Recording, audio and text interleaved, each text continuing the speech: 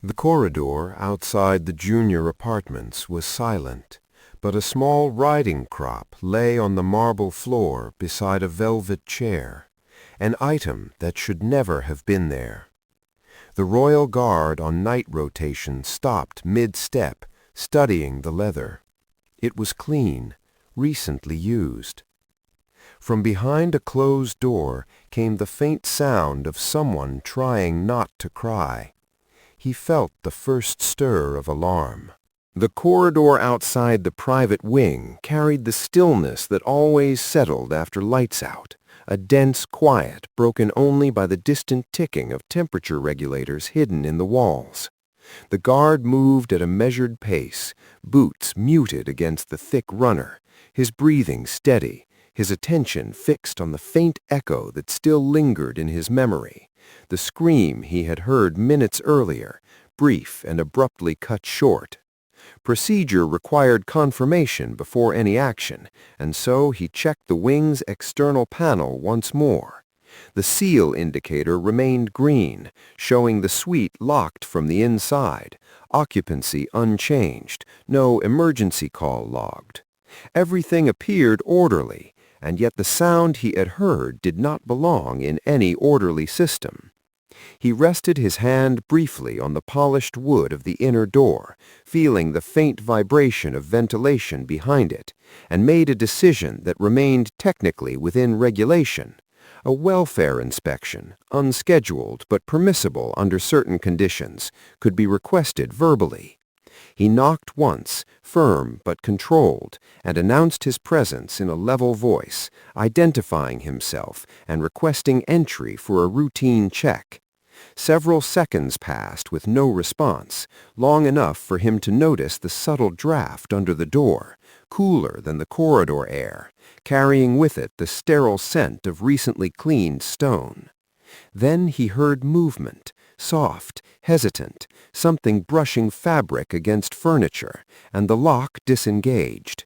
The door opened only a narrow distance. A young royal stood there, dressed in formal sleepwear that hung carefully arranged, as though put on with deliberate effort. The child's face was composed, almost unnaturally so, but the guard noticed the tightness in the jaw and the faint redness around the eyes, details small enough to escape a casual observer, but not someone trained to read distress without asking for it to be spoken. The guard inclined his head slightly, maintaining the calm neutrality expected of his position, and asked if everything was in order. The child answered that it was, the voice controlled, but the words came a fraction too quickly, as though rehearsed. The guard requested permission to step inside to complete the inspection. The hesitation that followed was brief but unmistakable. When the door opened fully, the guard entered and allowed it to close behind him, noting the quiet click of the latch and the subdued lighting within the chamber, lamps turned low, curtains drawn tightly across the windows, despite the mild night outside. The air felt cooler here, and there was a faint metallic smell beneath the scent of polished wood and linen. The guard kept his movements deliberate, scanning the room without appearing to search it, letting his eyes adjust, letting the silence reveal itself. The child stood near the bed, hands clasped loosely, posture controlled but rigid, as if holding still required effort. The guard asked a few routine questions, his tone even, each one part of a pattern designed to establish normalcy without raising alarm. Had the evening been comfortable? Had the staff attended properly? Was there any need for assistance before the night watch concluded? The child answered in short sentences, polite, precise, offering nothing beyond what was asked. As the guard listened, he noticed the way the child shifted slightly, one hand moving to adjust the collar of the sleepwear, a small protective gesture that revealed more than any words. The fabric at the shoulder slipped for the briefest moment, and in that instant the guard saw the marks, thin, parallel lines, darkened at the edges, some still raw, partially concealed but unmistakable to anyone who had seen injuries inflicted with intent. They were recent, not yet faded, and too deliberate in their spacing to be the result of accident or training. The guard did not react outwardly. His expression remained composed, his posture unchanged, but his pulse slowed in the deliberate way he had been trained to control it under stress.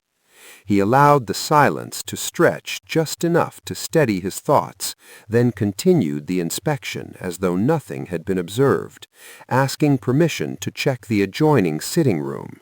The child nodded, relief and fear mingling in the movement, and the guard stepped briefly into the adjoining space, giving both of them a moment to breathe. There he paused, standing in the dim light, letting the weight of what he had seen settle into clarity.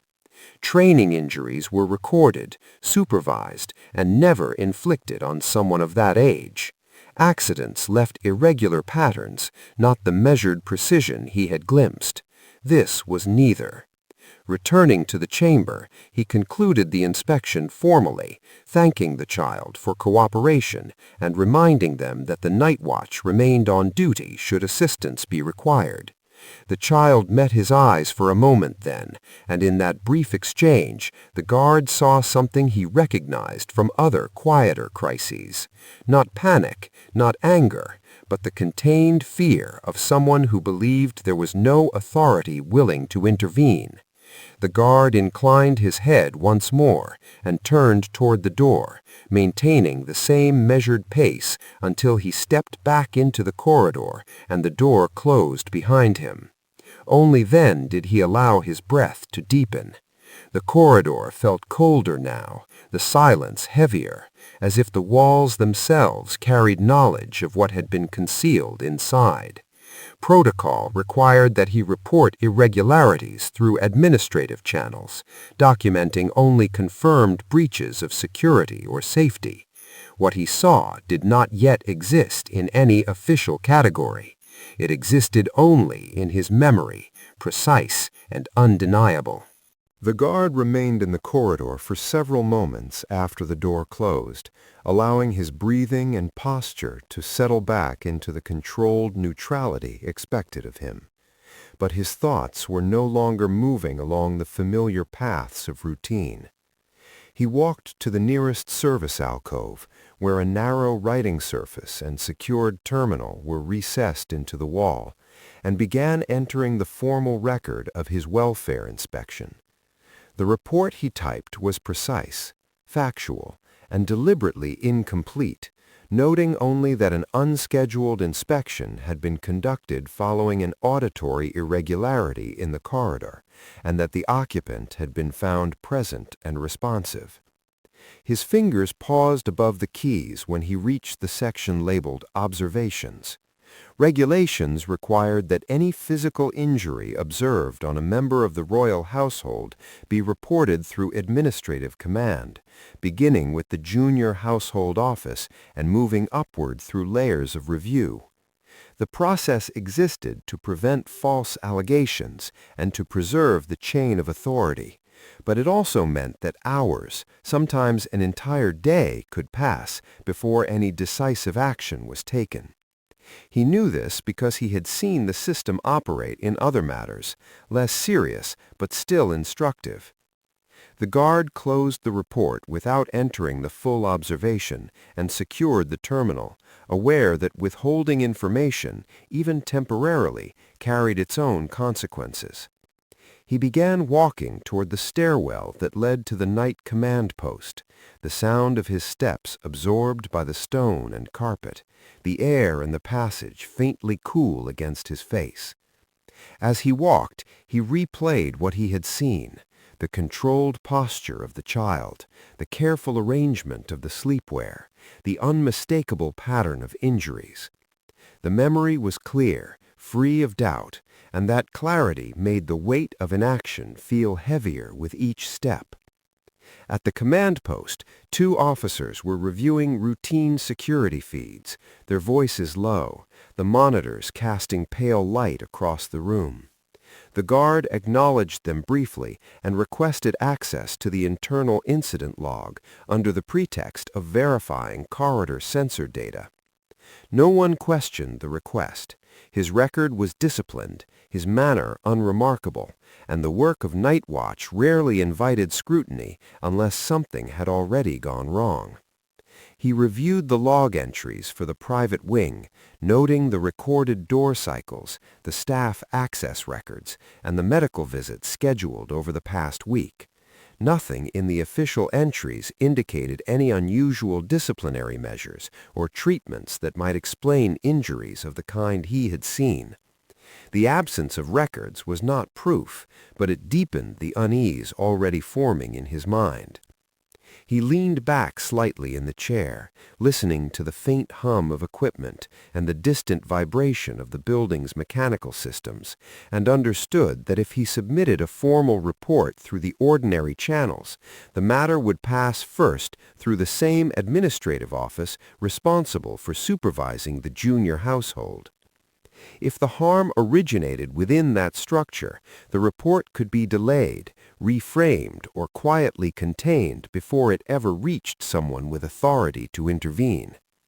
The guard rested his hands on the edge of the console, feeling the cool metal beneath his fingers, and recognized that the decision before him was not about procedure alone, but about time.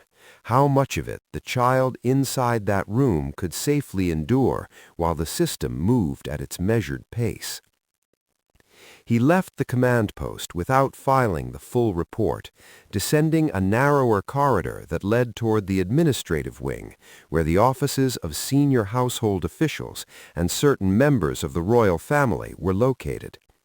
The hour was late, but lights still burned behind several doors. The palace never truly slept, only shifted into quieter rhythms. As he walked, he considered the consequences of what he was about to do. Bypassing the established reporting order constituted a breach of discipline, one that could result in suspension or dismissal, regardless of the outcome.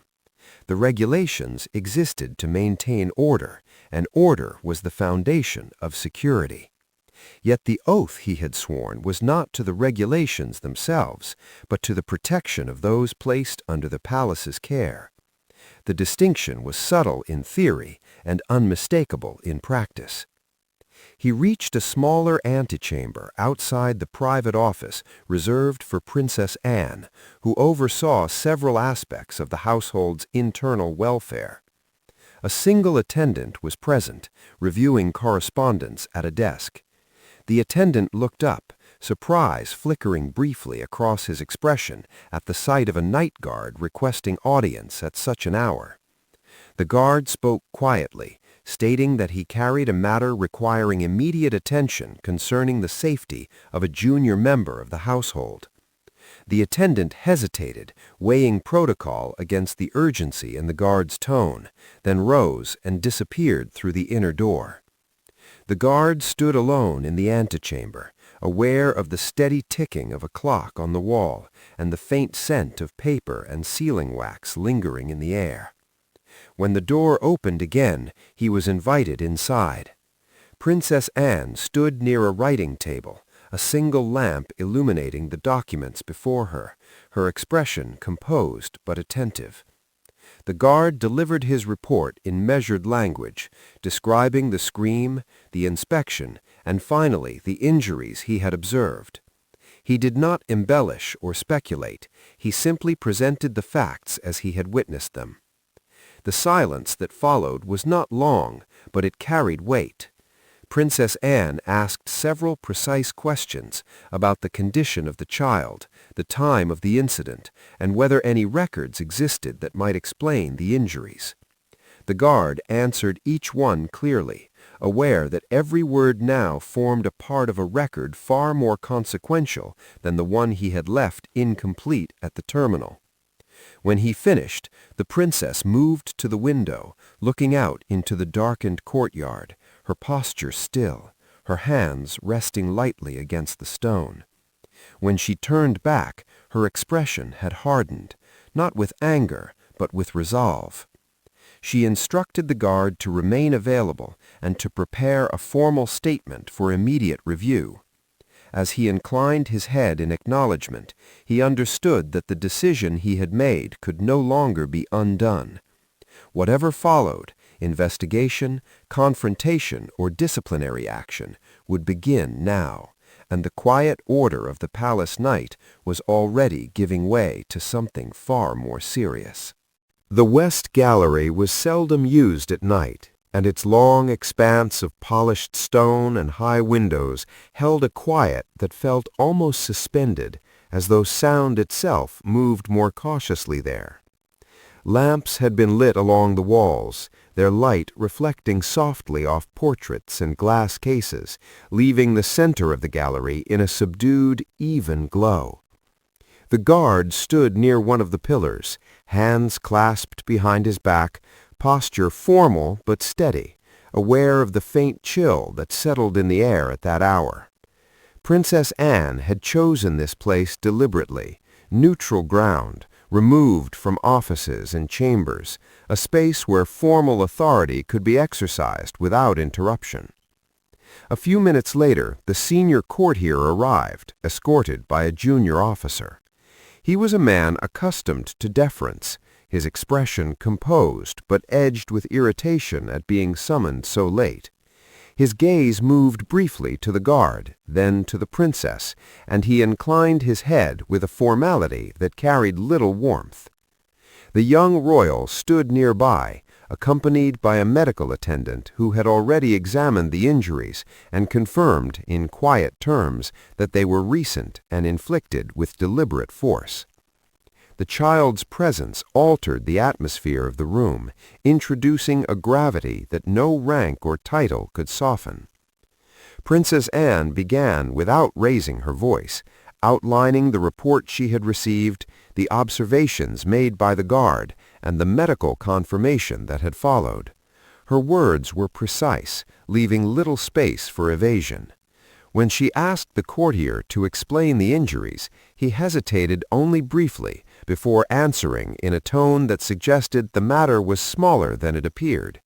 He described the marks as the result of corrective discipline administered to address behavioral concerns, speaking in the measured language of administrative order, as though reciting a policy rather than describing harm to a child. The guard felt a tightening in his chest at the calmness of the explanation, not because it was loud or angry, but because it carried the quiet certainty of someone who believed his authority placed his actions beyond question. Princess Anne listened without interruption, her expression unreadable, her hands resting lightly at her sides. The courtier continued, elaborating on the necessity of maintaining standards within the junior household, implying that certain measures, though regrettable, were sometimes required to preserve discipline and decorum. The guard noticed the child standing very still, eyes lowered, shoulders drawn inward in a posture that spoke more clearly than any testimony. The medical attendant shifted slightly, as if resisting the impulse to intervene. When the courtier finished, the silence that followed felt heavier than any spoken accusation. Princess Anne asked one final question, her voice quiet but unmistakably firm. Under whose authority had such discipline been administered, and why no record of it existed in the official logs? The courtier answered that discretion had been exercised to avoid unnecessary attention, suggesting that not every internal matter required formal documentation. The words settled in the air with a weight that was almost physical, and the guard understood, with a clarity that left no room for doubt, that what stood before them was not a misunderstanding, but a deliberate misuse of authority, carried out under the assumption that silence would preserve it. The moment of stillness that followed seemed to stretch, marked only by the faint ticking of a clock somewhere beyond the gallery doors and the distant murmur of night staff moving through other corridors. Princess Anne took a single step forward, her gaze fixed on the courtier, and spoke in a voice that remained calm but carried an unmistakable edge of controlled anger. She stated that discipline administered in secrecy, without record, and resulting in physical injury to a child under royal protection was not discretion, but abuse of entrusted authority. The courtier began to respond, his tone sharpening, attempting to assert his position within the household hierarchy, suggesting that operational matters of discipline fell within his jurisdiction and that the guard had exceeded his role by escalating the matter beyond proper channels. The words were not shouted, but they carried a quiet defiance, as though he still believed the structure of rank would shield him. The guard remained motionless, aware of the tension building in the air, feeling the faint vibration of his own pulse in his fingertips, but keeping his expression neutral. Princess Anne listened for only a few seconds before stepping closer, closing the distance between them. Her movement was swift but controlled, the kind of motion that came not from loss of composure, but from the deliberate release of it. When the courtier continued speaking, dismissing the injuries again as necessary correction, she raised her hand and struck him once, sharply, across the side of the head. The sound echoed in the gallery, abrupt and final, and the courtier stumbled, losing his balance and falling to the polished floor. The silence that followed was absolute, broken only by his unsteady breath as he struggled to comprehend what had happened. Princess Anne did not raise her voice. She simply stated, with a clarity that carried more force than any shout, that no one within the palace, regardless of rank, possessed the authority to inflict harm on a child under her protection, and that any claim to such authority ended at that moment. The guard saw the courtier's expression change, the certainty draining from it, replaced by the dawning realization that the structures he had relied upon were no longer aligned in his favor. Two officers stepped forward at a quiet signal and helped the courtier to his feet, not roughly but with firm restraint, escorting him from the gallery to await formal investigation. The child remained standing where he was, watching in silence, and the guard noticed the slight change in his posture, the tension in his shoulders easing by a fraction, as though the balance of power in the room had shifted in a way that could be felt even without words. Princess Anne turned to the guard and instructed him to prepare his full statement immediately and to remain available for investigators. Her voice had returned to her earlier composure, but the guard could still sense the restrained anger beneath it, not wild or uncontrolled, but focused, like a current moving beneath still water. As the gallery doors closed behind the departing officers, the guard understood that the events of this night would not end with a single confrontation. The machinery of inquiry and judgment had begun to move, and its weight would settle on everyone involved, including himself. Yet as he looked once more at the child, now seated quietly beside the medical attendant, he felt a steady certainty that whatever consequences followed, the decision to act had already justified itself in the only measure that truly mattered. The formal processes began before the night had fully given way to morning.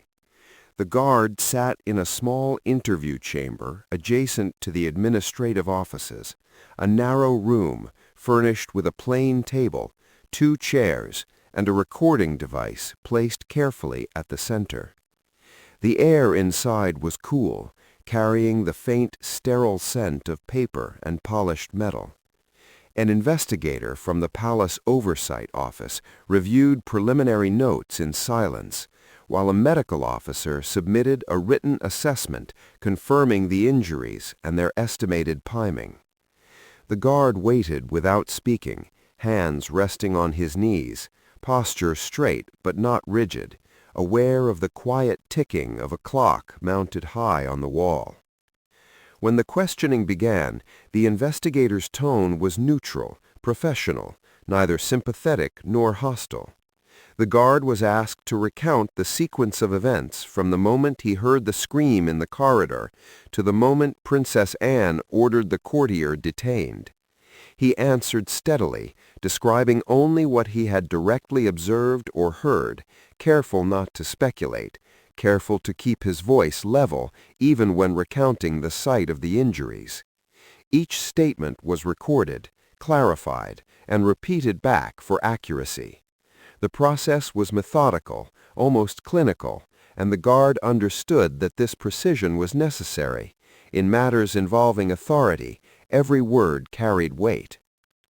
At one point, the investigator paused and asked why the guard had chosen to bypass the standard reporting chain.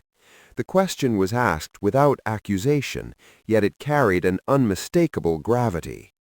The guard considered his answer for a moment before responding that he believed the delay inherent in administrative review might place the child at continued risk and that he had judged the urgency of the situation to justify immediate escalation. The investigator wrote this down without comment, but the guard was aware that such a decision, even if later vindicated, could still be interpreted as a breach of discipline. When the questioning concluded, he signed the statement and stepped back into the corridor, where the early light of morning was beginning to filter through high windows, turning the stone floors pale and reflective. Staff moved quietly past, their conversations subdued, as word of the night's events spread in careful, restrained fragments. Near the end of the corridor, he saw the medical team escorting the young royal toward a quieter residential suite prepared for temporary recovery. The child walked slowly but without hesitation, attended by a physician and a household aide whose manner was gentle and unobtrusive. The guard did not approach or speak, but as they passed, the child glanced briefly in his direction. The look was fleeting, not a smile, not even an expression that could be clearly named, but it carried a recognition that lingered with him long after they had turned the corner. He remained standing there for several moments, aware that the palace around him felt subtly altered, as though the night had exposed something usually kept carefully hidden beneath ceremony and routine. Later that morning, the guard was summoned again, this time to a smaller office where Princess Anne met with the investigators overseeing the case. The room was quiet, its tall windows open slightly to admit the cool air of early day, carrying with it the distant sound of courtyard fountains. The investigators reviewed their preliminary findings, confirming that the courtier had exercised authority well beyond any sanctioned disciplinary measures, and had deliberately avoided recording his actions in official logs.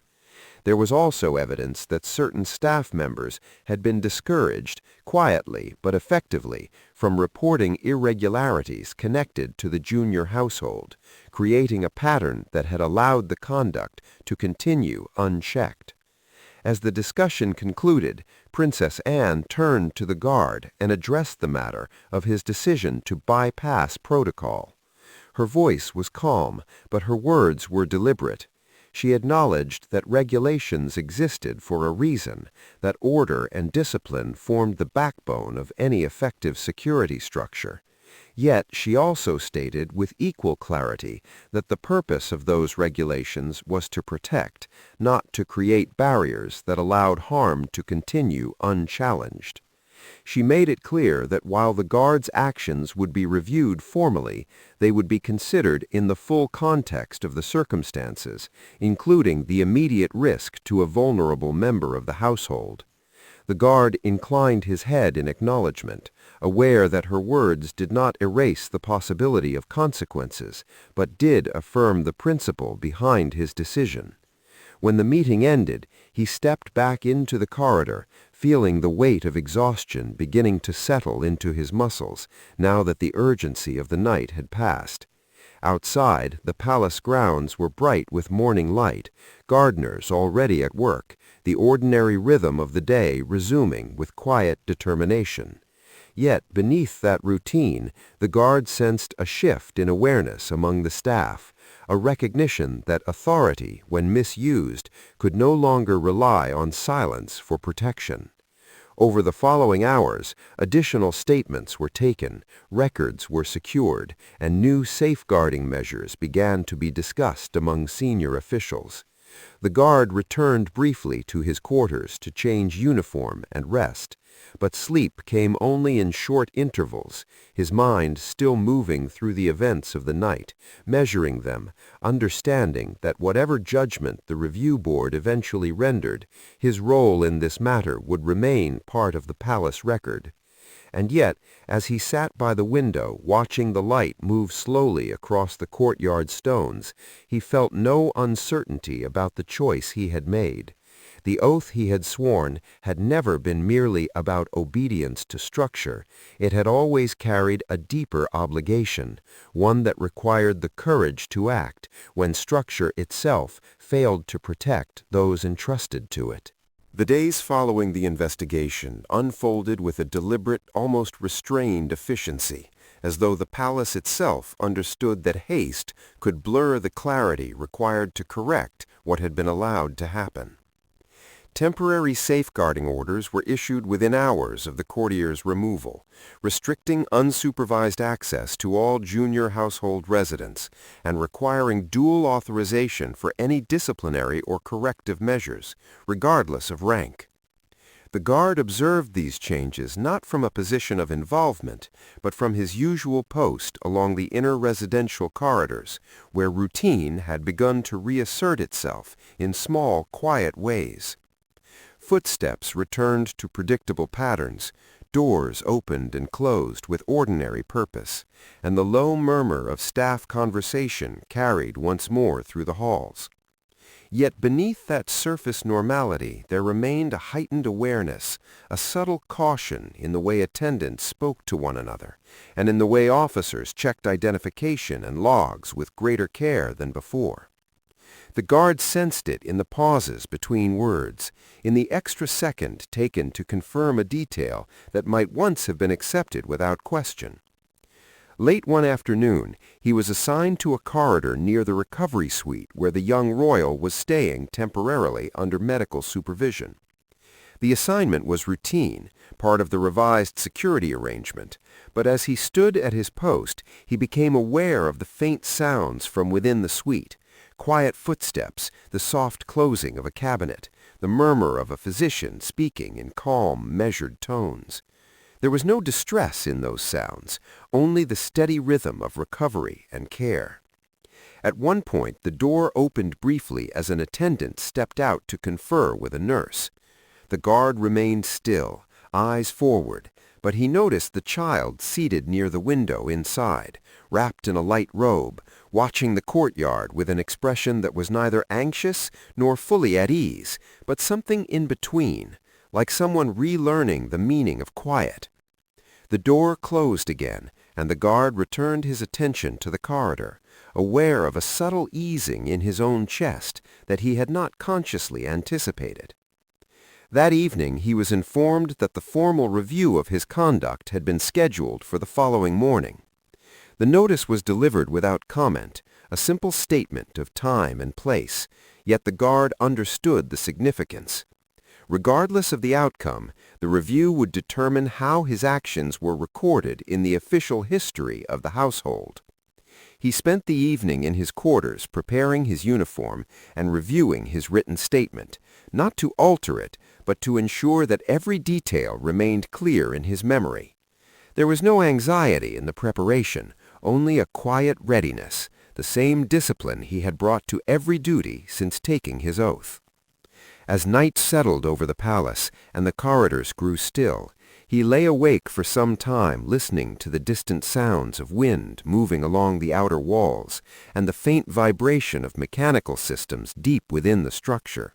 Reminders that the palace, like any living institution, depended on countless unseen forces to remain standing. The review convened in a chamber reserved for internal disciplinary matters, a room of plain stone and high windows that admitted a pale, even light. 3 senior officers and an administrative magistrate sat at a long table, their expressions attentive but neutral. The guard stood before them, posture straight, hands at his sides, and answered their questions with the same measured clarity he had shown during the investigation. They asked about the sequence of decisions, about his understanding of the regulations he had bypassed, and about the reasoning that had led him to escalate the matter directly to Princess Anne. He answered each question without defensiveness, acknowledging openly that he had departed from standard procedure, and that he had done so knowingly, believing delay posed a greater risk than disciplinary consequence. The magistrate listened carefully, occasionally making notes, and at the conclusion of the questioning there was a brief recess while the panel deliberated. The guard waited alone in the corridor outside, watching the light shift slowly across the floor, feeling neither anticipation nor dread, only a steady acceptance of whatever judgment would follow. When he was called back inside, the decision was delivered in calm, formal language. The panel concluded that while the guard had technically violated reporting protocol, the circumstances justified his decision to act without delay, and no disciplinary action would be taken beyond a formal notation acknowledging the exceptional nature of the case. The guard inclined his head in acknowledgment, the words settling over him with a quiet finality. As he left the chamber, the weight he had carried since the night of the scream seemed to lift, not in a sudden release, but in a gradual easing, like tension leaving a muscle long held tight. In the days that followed, the palace resumed its familiar rhythms, but the changes remained: new reporting channels, revised training sessions, and a clearer understanding among the guard units that their duty extended beyond the enforcement of order to the protection of those who could not defend themselves. One morning, while standing watch near the inner garden, the guard saw the young royal walking slowly along the path with a physician, the sunlight filtering through the trees and casting shifting patterns across the stone. The child's steps were careful but steady, and for the first time since the incident there was a hint of ease in the posture, a small but unmistakable sign of recovery. The guard did not approach or speak. He simply watched until they turned a corner and disappeared from view. Then he resumed his patrol, boots moving in the measured cadence of routine, aware that nothing in his outward role had changed, and yet understanding that the oath he had sworn carried a meaning deeper than any regulation could define. It was not only a promise to guard walls and corridors, but to stand, when necessary, between power and those too small to resist it, even when so doing required stepping beyond the safety of unquestioned obedience.